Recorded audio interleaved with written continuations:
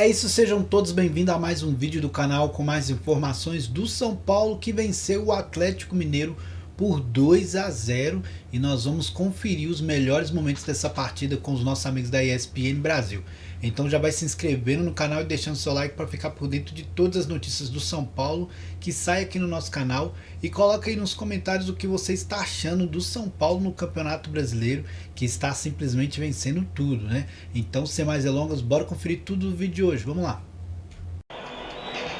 Voltando com linha de passe, com imagens aí da vitória do São Paulo sobre o Atlético Mineiro por 2-0. São Paulo que está com pontuação de quinto colocado. Está em sétimo ali na tabela, mas é a mesma pontuação do Mirassol, mesma pontuação ali do Botafogo. Está empatadinho ali todo mundo, todos eles venceram. São Paulo tem 2 jogos a mais, é verdade. Mas fato é, né, Birner, que a sequência com o Crespo no Brasileiro continua muito boa, né? São 6 vitórias aí em 9 jogos. E entre... Boa noite a você, boa William, noite. Calçade, Jean, André, os fãs das fãs do esporte. Nessa sequência, entre jogos muito bons e jogos razoáveis, acho que não tem um jogo ruim do São Paulo com o Crespo no Campeonato Brasileiro. Hoje foi um jogo bom. Uma partida em que o São Paulo toma conta do meio-campo. Isso pode se explicar pela marcação bem executada. Essa marcação individual cheia de correria do Crespo. O treinador, inclusive, poupou alguns jogadores, o que é algo elogiável, pensando que o brasileiro não é a prioridade do São Paulo. Quando o Luciano não começa jogando, certamente é pela questão física, porque o São Paulo só joga no final de semana que vem. Sim. Ou seja, um jogador no limite para estourar, e tem reserva que podia lidar com as circunstâncias, como a gente viu da partida, que foi o Ferreirinha. O meio-campo, todo mundo jogou bem. Todo mundo jogou bem. A baita partida do Cedric. E até quem saiu também, né? E eu acho que a grande notícia, a gente vai secar bastante o São Paulo, é como o Pablo Maia, de alguns jogos para cá, vem melhorando. Hoje, se ele não for o melhor jogador, não estou falando pelo gol, estou falando por todo o pacote, no mínimo vai ser colocado entre os melhores jogadores da equipe. E se esse cara voltar a jogar como antes das 2 lesões, o São Paulo tem um baita reforço. Mas um baita reforço, porque ele acabou de ter o seu contrato renovado. Então, acho que hoje foi um jogo muito seguro do São Paulo, um Atlético desfalcado, mas desfalques do São Paulo também tem. Não tem Caleri, não tem Lucas, não tem Oscar. Então são desfalques de peso também para o São Paulo. Perdeu o Marcos Antônio durante o jogo? Perdeu o Marcos Antônio no primeiro tempo, no finalzinho do primeiro tempo. E mesmo assim o São Paulo impediu o goleiro Rafael de fazer sequer uma defesa. No jogo todo, a única lance de perigo mesmo do Atlético foi no final do jogo, uma bola na trave, quando já estava 2-0 e a partida resolvida, William. Faltou pontaria para um pouquinho mais, né, Jean? Embora o 2-0 tá na conta, tá bom, mas faltou um pouquinho de pontaria em alguns lances, envolvendo o Luciano, envolvendo algumas tomadas de decisão do Ferreirinha, né?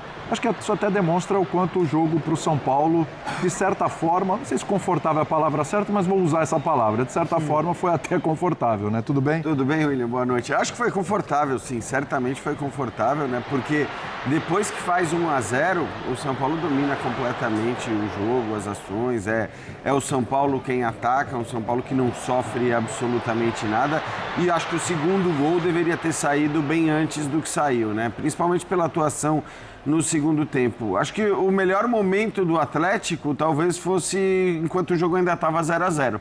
Ali o jogo estava mais equilibrado, era um jogo de poucas oportunidades, né? Uma para cada lado, mas a partir do gol do Pablo Maia, acho que o São Paulo domina completamente as ações. O Atlético, acho que sem o Hulk, sem o Coelho, hoje é um time que não consegue realmente produzir muita coisa. Então, acho que a ausência desses dois também tirou qualquer poder de reação que o Atlético pudesse ter, mas isso não é problema do São Paulo. E, repito, se você olhar para tudo, se olhar para as estatísticas, se olhar para o que foi o jogo a partir do 1-0, é o que você disse, poderia até ter sido mais, ou pelo menos o segundo gol poderia ter saído antes. Acho que é um resultado indiscutível, e é um resultado importante, né? Porque essa pontuação de quinta colocação que você fala, cara, é óbvio que o campeonato tá essa maluquice de um com 21 jogos, outro com 18 jogos, e vai demorar para que isso seja acertado, mas de qualquer maneira é importante, né? Sobretudo acho que para os times que estão na Libertadores ou Copa do Brasil, que são times que têm objetivos grandes além do Campeonato Brasileiro, se manter lá nessa briga, porque você não sabe até quando você vai seguir na Copa do Brasil, você não sabe até quando você vai seguir na Libertadores, e se você cai, você tem que estar em condições de disputar uma vaga na Libertadores, que acho que para este Campeonato Brasileiro sempre foi o objetivo do São Paulo, tanto do São Paulo como do Atlético, ainda que em relação ao Atlético tenha se falado num começo de temporada de briga pelo título, mas... Não é essa a realidade. Não está bem longe disso, tanto que o Atlético está abaixo do São Paulo. Aliás, um Atlético tem jogos a menos também, mas um Atlético que nesse momento ele olha um pouquinho mais para trás do que para frente, né? Um Atlético que está a 5 pontos da zona do rebaixamento, não imagino que a briga do Atlético vai ser essa, mas assim como o Internacional, 2 equipes ali, olhando um pouquinho mais para trás ali, já com atenção do que necessariamente para frente. Agora, André, pontuação aí de quinto, está em 7º, mas com pontuação de 5º colocado. É isso aí. O São Paulo está de acordo com o time que tem, de acordo com a perspectiva. É isso? Um 5º lugar de Campeonato Brasileiro? Eu acho que sim. Boa noite a todos. Boa noite ao pessoal em casa, claro. Eu acho que sim. Eu acho que o retrato de hoje, com essa atuação em casa, bem segura, bem sólida, criativa até certo ponto, vencendo um adversário que não é fácil, o Atlético Mineiro, embora, como disse o Vitor, com desfalques, mas a gente precisa considerar os desfalques que o São Paulo também tem.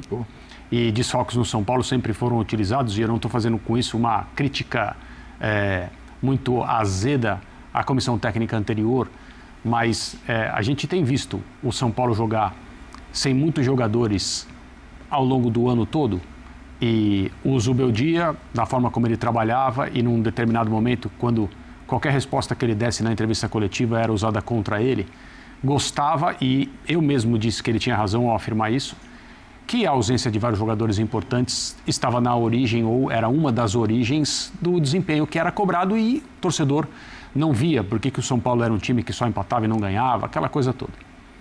O Crespo, desde que assumiu, exceto o jogo muito ruim que o São Paulo fez contra o Flamengo na estreia dele, em que o São Paulo foi completamente dominado, na volta do Mundial de Clubes, né? São Paulo completamente dominado, não marcou, não jogou, o Flamengo não teve dificuldade para estabelecer o placar, a distância técnica entre os times pareceu maior do que era naquele momento. Desde então, acho que o São Paulo vem se acertando. Tem 2 coisas que me chamam muita atenção no time atual, independentemente das escalações.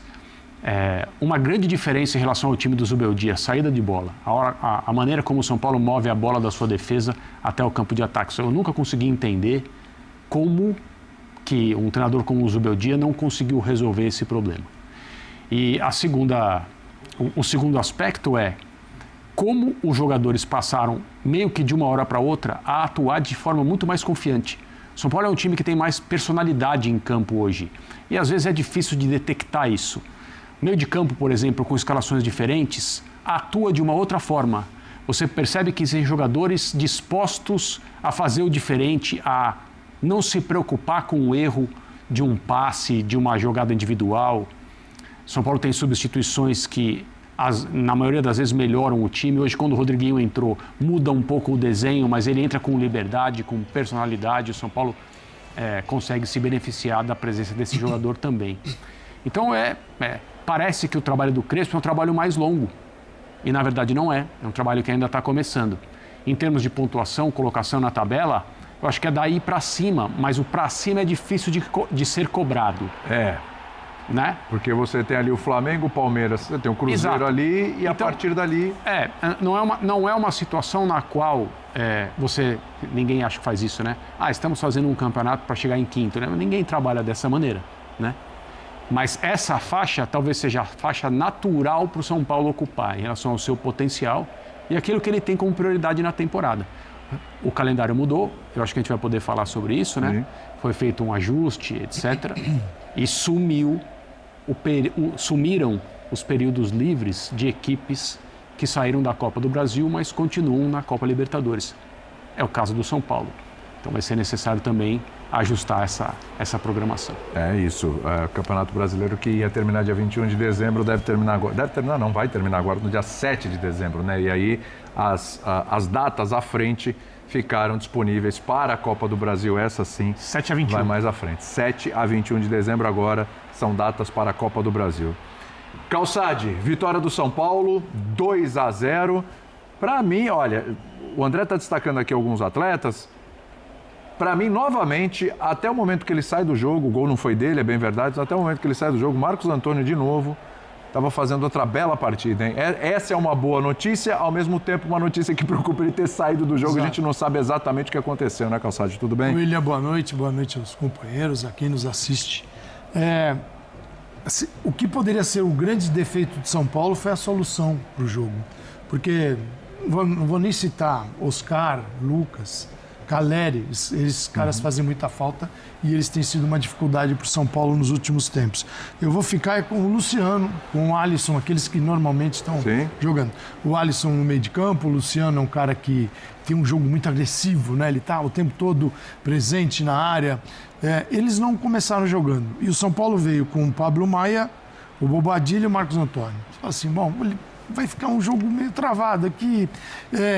A tendência seria despejar o jogo nos laterais, no Cédric Soares, no Enzo Fernandes, e aí bola na área, ou para o mano a mano do Ferreirinha ou para o André. Nada disso. Os três pelo centro jogaram muito bem.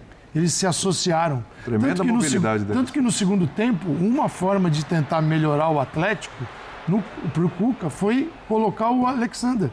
E é um jogador desse setor, para esse setor. Porque o São Paulo se associava muito, tanto que o gol... o Marcos Antônio jogou a beça. Nossa, ele apareceu na direita, na esquerda, no meio. O time funcionar. Né? Ele tinha a bola no pé, ele abria assim, ele tinha uma visão boa do que estava acontecendo na área. O gol do Pablo Maia. E aí o Bobadilla também fez um bom jogo. Então esse trio poderia ser um setor mais duro, rude de São Paulo, sem criação. Talvez o Atlético tenha acreditado nisso e foi ali que o São Paulo começou a ganhar o jogo, mas o Atlético passou... a gente está vendo uma bola no travessão, já não, mas não acertou o alvo, não tem defesa do Rafael. Então é um Atlético que ficou muito longe, e aí quem não estava no banco estava em BH. É isso. Né? Porque tem compromisso muito importante no meio de semana, tem Copa do Brasil por aí. São escolhas que são feitas. No caso, São Paulo se deu melhor. Se fosse o Atlético com todos os seus jogadores desde o início, talvez a gente tivesse um jogo diferente. É só um detalhe. Então é isso aí, galera. Esse foi o nosso vídeo de hoje com essa vitória do São Paulo em cima do Atlético. Um time muito difícil, sempre muito complicado enfrentar o Atlético Mineiro. O São Paulo está simplesmente numa sequência fantástica no Brasileirão, vencendo aí várias partidas, aproximando cada vez mais ali de ficar, né, pelo G4, e isso agrada demais a torcida, que em alguns tempos atrás estava ali preocupado com a questão do rebaixamento, né, e agora vê o time brigando para poder se permanecer ali no G4 já é algo realmente a se comemorar, eu diria, né? O São Paulo, que infelizmente acabou sendo eliminado de uma forma inesperada da Copa do Brasil, acabou dando aquela balançada na torcida, mas logo após uma classificação também heróica na Libertadores, traz a torcida em peso para poder apoiar a equipe, que no Brasileirão principalmente mudou tudo, né? Se o Zubeldia caiu por causa do Brasileirão, o Crespo não está nem perto, né, de cair, vencendo tanto que ele venceu nesse Campeonato Brasileiro, e depois uma classificação também na Libertadores. Claro que o tropeço contra o Atlético Paranaense não foi esperado, mas acredito que o São Paulo vem muito mais de resultados positivos do que resultados negativos, né? Então vai ser difícil segurar esse São Paulo, que vem conseguindo embalar uma sequência muito forte de vitória, e para poder algum time parar o São Paulo vai ser complicado, né? O São Paulo está muito bem, então vamos esperar que continue dessa forma, vencendo partidas importantes contra equipes difíceis igual o time do Atlético e somando pontos, né? Você gostou dessa partida? Quem que você destaca aí? Deixa aí sua opinião nos comentários, se inscreve no canal, deixa o like, e é isso, até o próximo vídeo, valeu, fui!